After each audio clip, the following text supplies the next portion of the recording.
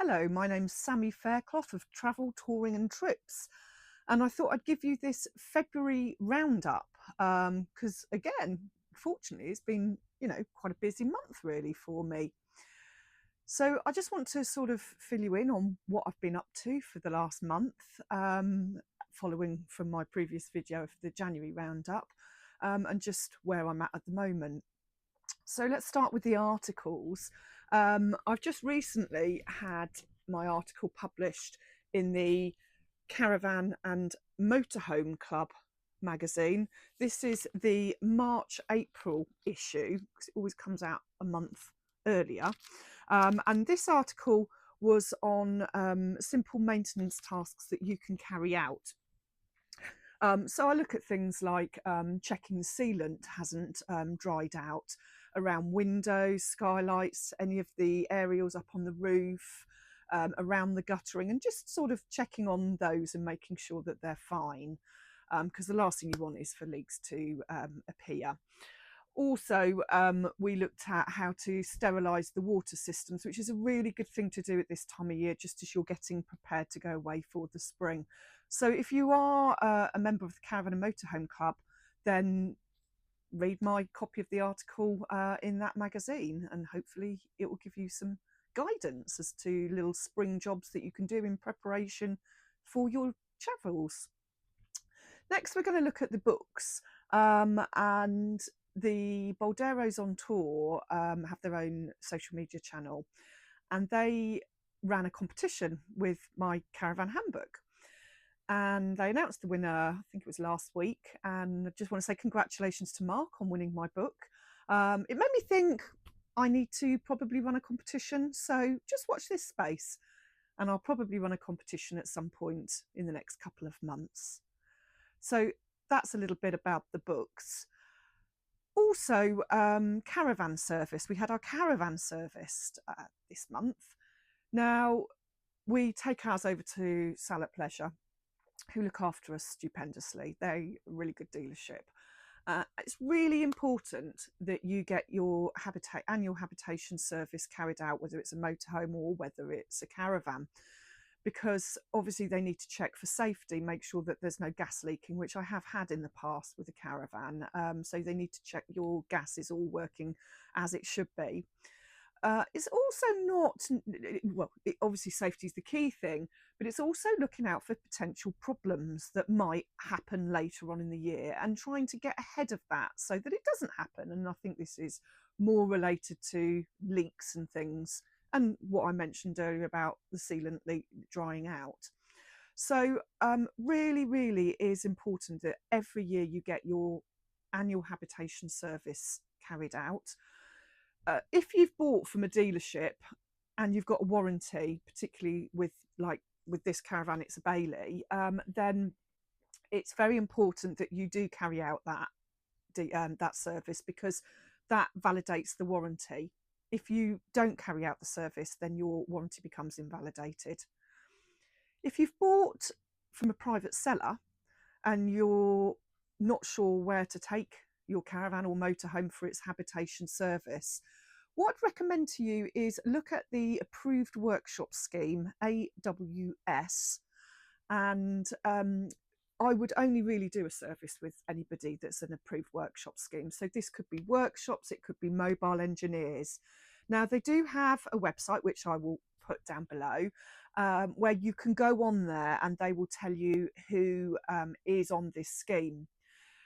What's important about this scheme is that anybody that joins it is monitored on a regular basis. They're inspected yearly. They have to apply for it, I believe, yearly. And they have to follow a set rule of instructions on what needs to be covered. When you have the service carried out by these people, you will get a checklist of all the things that they've checked. So you have a really good knowledge of that all the facilities have been checked, whether it's the windows, whether it's the gas, whether it's the water systems, the damp report, which is really important. And with anybody that's AWS approved, then you will get that. And that's so important for your safety and your peace of mind.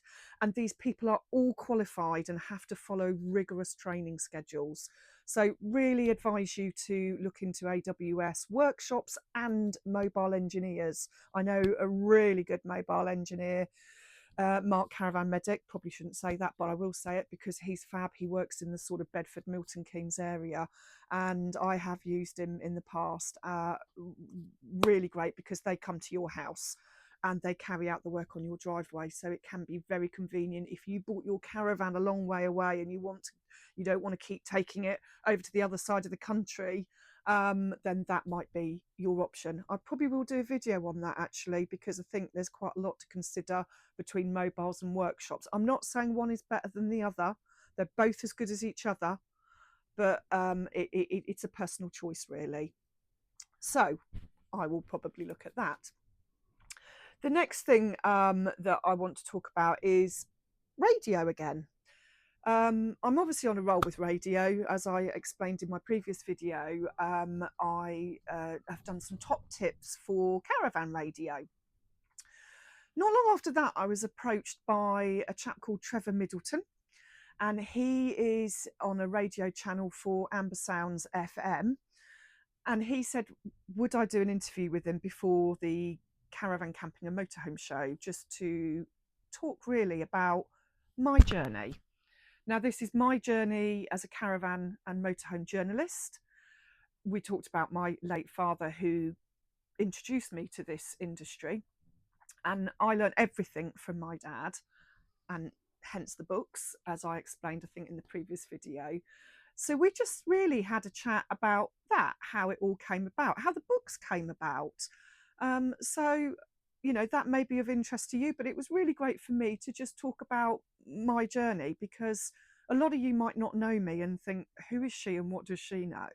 And if you listen to this radio, as I say, it's Amber Sounds FM. I think on their Facebook page you can get a link to listen to the interview. We did talk for about 30 minutes. It was a long interview, and me and Trevor, we've got so much in common, we could have chatted forever. It was that kind of conversation. So, you know, if you're interested, have a look, see what you think. So that was really, really, really exciting. Then I go on to my videos. As I explained previously in January, I want to do a lot more work on my videos, and start to do videos of stuff from my books.